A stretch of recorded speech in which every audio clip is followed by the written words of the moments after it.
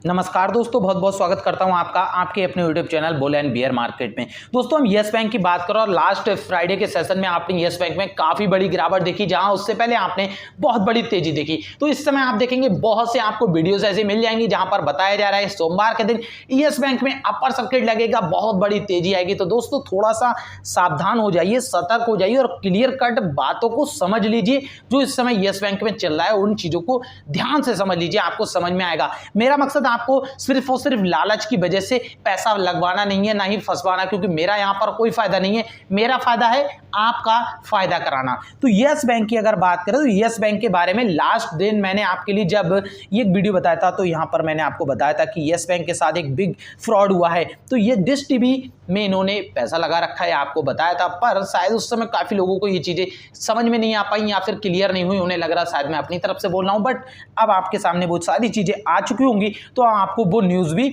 समझ में आ गई होगी कि रियलिटी में येस बैंक को वहां पर लॉस हो रहा है। तो एक तरह से एक फ्रॉड है, क्योंकि येस बैंक ने उसमें पैसा लगाया, बट उन्होंने एक ओटीटी प्लेटफॉर्म में पैसा लगा दिया। वो सारी डिटेल आपको उस वीडियो में मिल जाएगी। लेकिन इस समय आपके लिए एक न्यूज और निकल के आ रही है। राणा कपूर और उनकी वाइफ के लिए किस पे भेज दिया गया है? रिमांड पर भेज दिया गया है। तो उस रिमांड की वजह से येस बैंक में कोई तूफान नहीं आ जाएगा, क्योंकि येस बैंक के पास कोई नया पैसा नहीं आ जाएगा। जब तक जितना भी पैसा येस बैंक में जिस तरह से गबन किया गया येस बैंक से निकाल के फ्रॉड के द्वारा दूसरों को दिया गया है, राणा कपूर से वो पैसा जब तक वसूल ना हो जाए या फिर जिनके पास गया है उनसे वसूल ना हो जाए, डीएचएफएल से डायरेक्ट वसूल ना हो जाए, तब तक येस बैंक में उस न्यूज की वजह से कोई बड़ा तूफान नहीं आएगा, स्टॉक ऊपर की तरफ नहीं जाएगा।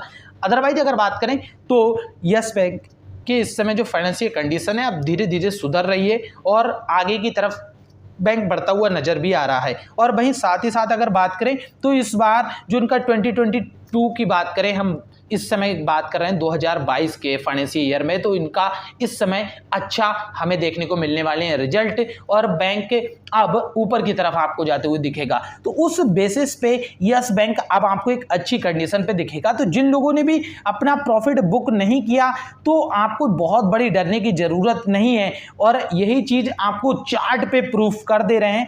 जैसे कि अगर आप यहां पर जाएं तो 1 साल का लगा लें या फिर इसी साल का चार्ट लगा लें, जहां पर 1 जनवरी से हम आज तक की बात करेंगे, तो आपने ऐसा कई बार देखा कि यस बैंक में ऐसे मूव आते हैं और उसके बाद स्टॉक नीचे की तरफ जाता है, फिर यस बैंक में एक बड़ा मूव आता है और स्टॉक फिर नीचे की तरफ जाता है, दोबारा से यस बैंक में एक बहुत बड़ा तेजी आती है और स्टॉक वापस से नीचे की तरफ जाता है, और वापस से यस बैंक में बहुत बड़ी तेजी आती है और स्टॉक अब नीचे की तरफ जाते हुए आपको फिर से दिख रहा है, जो कि आप यहां पर देखेंगे। लेकिन अब यस बैंक बहुत ज्यादा नीचे की तरफ नहीं जाएगा, आपको सतर्क और सावधान तो रहना ही होगा, क्योंकि ये एक पेनी स्टॉक है और पेनी स्टॉक्स में ट्रेडिंग के द्वारा काफी ज्यादा पैसा कमाया जाता है, बहुत से लोग कमाते हैं। लेकिन अगर आप इन्वेस्टिंग कर रहे हैं तो लिमिटेड पैसा लगा करके आप यस बैंक में ताला डाल करके छोड़ सकते हैं, तसल्ली के साथ बैठ सकते हैं।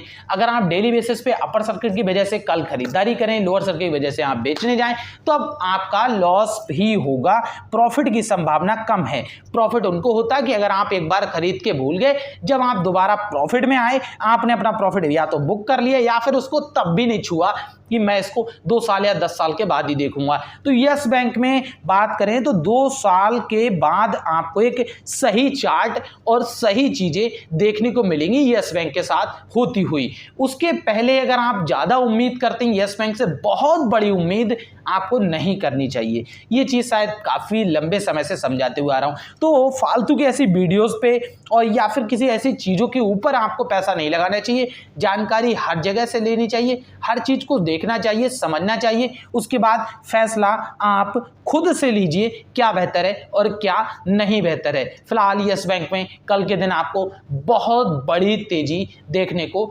नहीं मिलने वाली है। नॉर्मल स्टॉक कल के दिन आपको ट्रेड करते हुए दिखने वाला है, थोड़ा बहुत, या फिर कोई आ जाए बड़ी न्यूज तब रॉकेट बन जाए तो बात अलग है। तो अगर आपको ऐसी उम्मीद है तो आप आसानी के साथ इसको होल्ड करे रखिए, और अदरवाइज आपको उम्मीद नहीं है तो या तो अपना प्रॉफिट बुक कीजिए या फिर स्टॉक को होल्ड कीजिए, डेली टेंशन मत लीजिए दोस्तों। तो अगर आपको वीडियो अच्छा लगा हो तो लाइक कीजिएगा, चैनल को सब्सक्राइब कीजिएगा और कमेंट बॉक्स में अपनी राय भी जरूर दीजिएगा कि आपको क्या लगता है, क्या जो मैंने आपको बताया वो सच है या फिर झूठ बोल रहा हूं।